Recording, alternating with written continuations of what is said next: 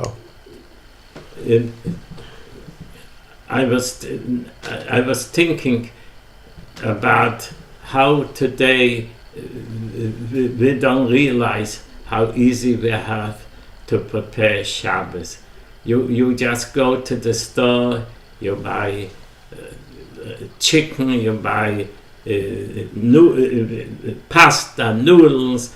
You don't have to cook anything. Everything has to be ready. But going back, how back home to prepare for Shabbos, I don't think any babuster would do it today. They wouldn't be able. First of all, everything you couldn't buy. Eggs you have to buy by the peasants. Chicken you used to buy by the peasants. You buy the chicken live? Yeah, of course. But Mali was considered the best buyer of chicken. When you bought a chicken, you looked.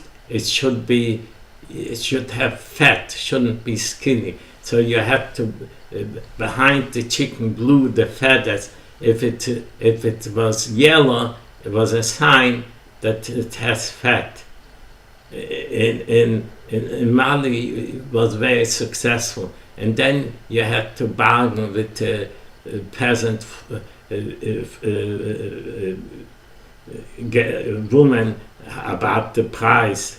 It wasn't like here. She set a price and then you set lower, and haggling could take a few minutes until you agreed on the price.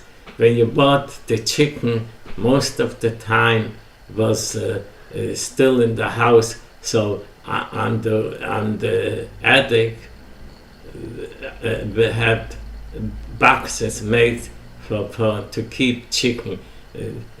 A wooden box in the front used to be made with pieces of wood like less than an inch, that the chicken should push up, be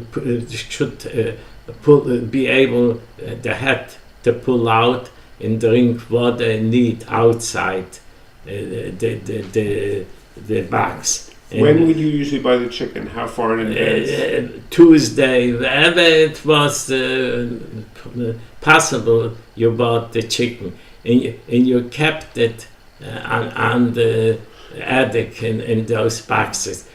In winter, people used to buy geese.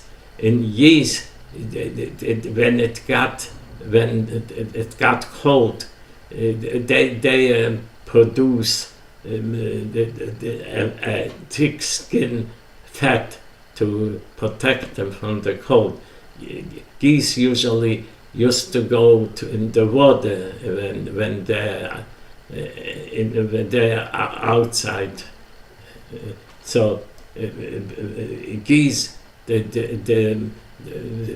used to fatten them. In this was the fat from the geese was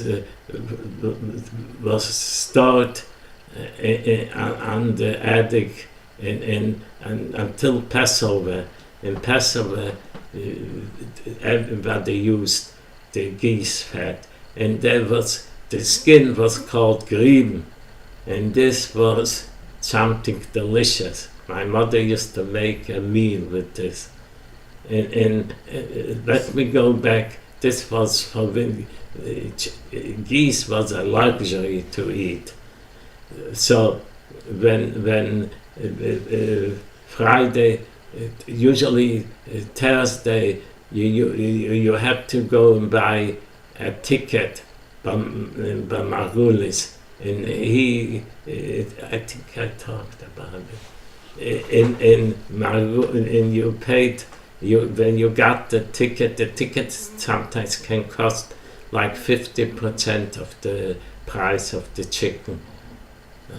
And then you took the chicken with the ticket to the sheichet, In the chickens usually you tie up the legs because they shouldn't run away. And we brought the shochet, there wasn't such a thing as a line called the Alam Gavra. Whoever pushed better to the shochet, he took from you the ticket and the chicken and slaughtered it, and they had hooks where they hanged it down, the blood should go down, and then you took the chicken and you came home. And this was on Friday.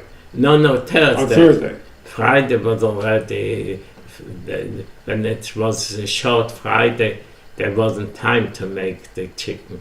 And to make the chicken, when you came home, you have to pluck the feathers, and after the feathers, you took a piece of paper on the stove to get out the small, burn out the little feathers that are on the chicken, and then you have to open up the chicken, clean out the inside, and usually. Who was doing all of this? Your mother? My mother, she also do, and then cut it down. Everything, nothing was thrown away. The head and the legs, and you open up the gizzard. Usually had inside the food, but the gizzard had like inside like a skin where you took it over to food, and you cooked the gizzard in this was a nice portion for us. The wings and the legs, everything was a portion. I don't know how my mother was able from one chicken to make out 16 portions for Shabbos. Some of them got the head, some of them got the goggle, the neck, and a wing.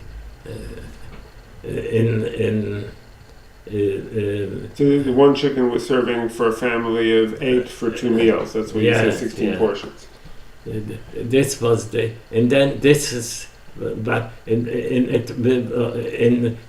everybody, if somebody didn't have a chicken to make a chicken soup, a yower, he was considered a neber, to use beef, like in rich people used to eat meat all week long, every day. This now, my mother usually got up at 3 o'clock, and she used to bake challah for other people. This is on Friday morning. On Friday, even sometimes earlier than 3. And sometimes she had to make three times or 2 ovens. But the challah that we baked was much better than you buy here. And sometimes she used to take a piece of dough and put it on the flame, what's called a papanik, and this was delicious to eat Friday when it's still warm. And then you have to prepare noodles. You took flour and you made by yourself, and then you have to with a roller to roll out very thin and cut it, and this was for noodles. And there was sometimes Friday night afternoon, usually people used to eat falafel. Falafel was a little, wasn't thin, but before, when you made falafel, you have to bake it before in the oven and then cook it. So,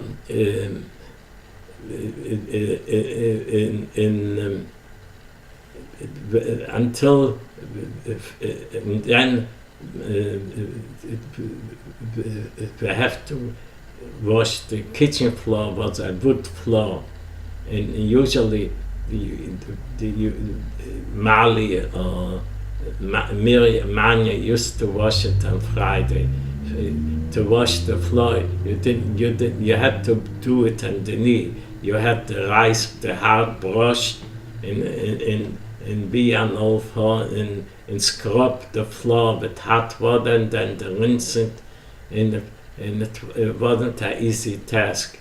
And then when you wash the floor, you put sacks, open sacks. It shouldn't be soft.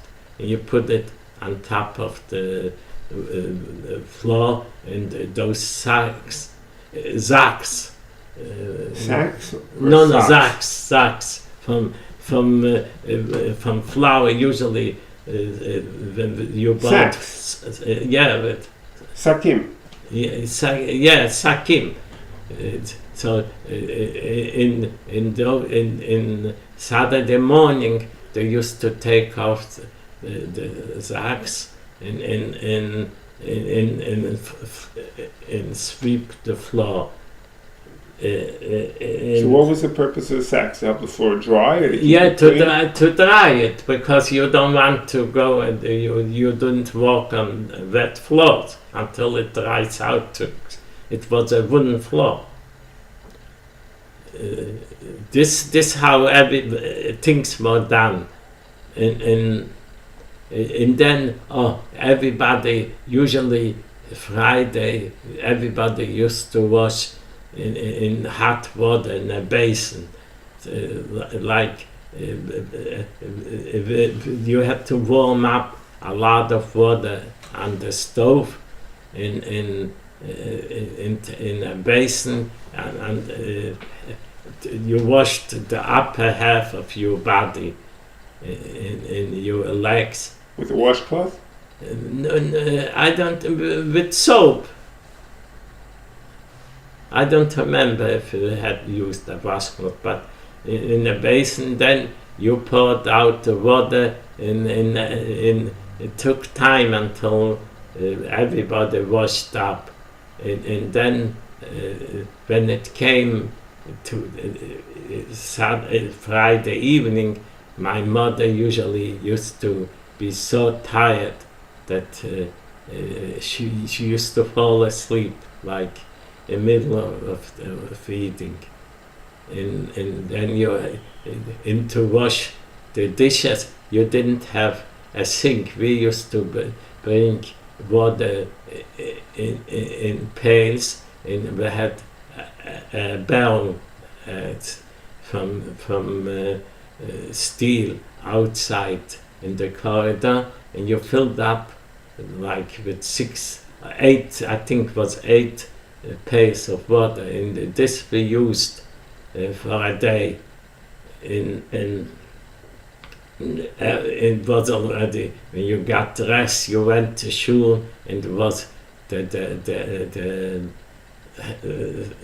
happiest day when you to sit down Shabbos and to eat. Usually the menu was challah.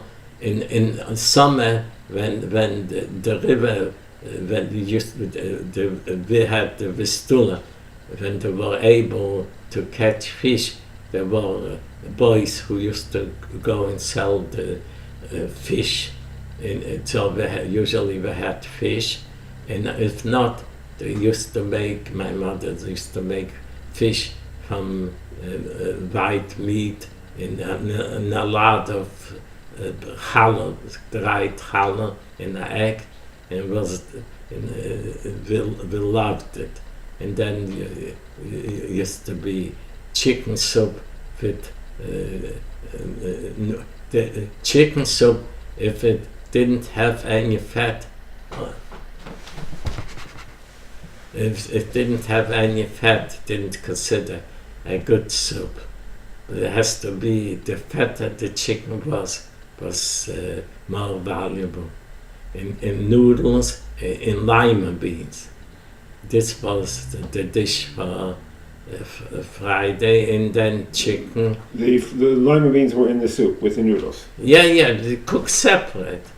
But it got served with the soup. Yeah, together, and then a piece of chicken, and then chilies. Sometimes you cooked carrots, cut sweet, or when it was the season, applesauce. And rich people used to cook chilies. They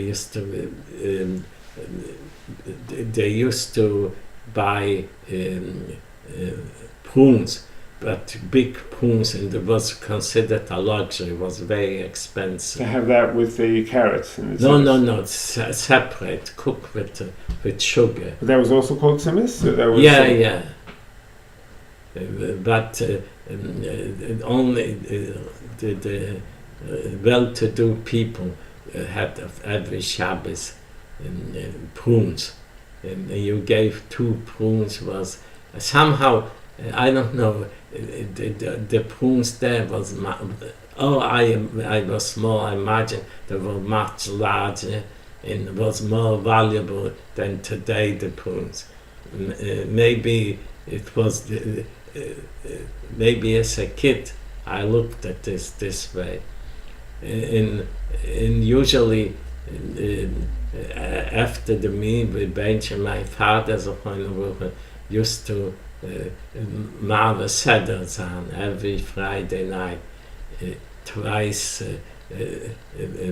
Echet Mikro Shnaim Targim. Shnaim Mikro Echet Targim. And usually middle he got very tired and put down his arms on the table and took a little nap. He didn't sleep at night.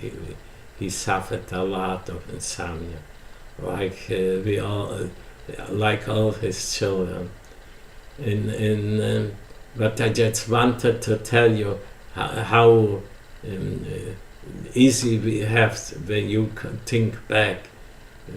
How life was hard. I don't think any one of us would like to live without a faucet of water or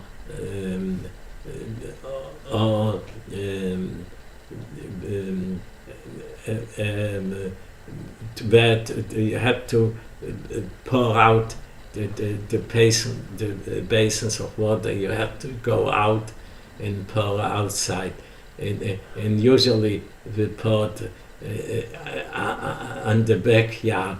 We had a hill. You pour it just in winter. They used to form ice, because in the front we had the water drainage, and if there was Druzhova, was it called, a guy who was responsible for the roads, and if he caught you pouring water and this drainage, you got a ticket. So and now I want to tell you, when this time of the year before winter, we had to prepare potatoes for the whole year, for almost 10 months, and we could have in basement like 1,000 kilograms of potatoes, and this is 220 pounds of potatoes. In the beginning, but those potatoes, the next spring when it got warm, became soft, in sometimes when it was too cold, in the frost they become sweet. But if we were lucky, we had carrots prepared too in the basement for the winter, because in our hometown you couldn't buy, you had to prepare everything to be able to have for the winter.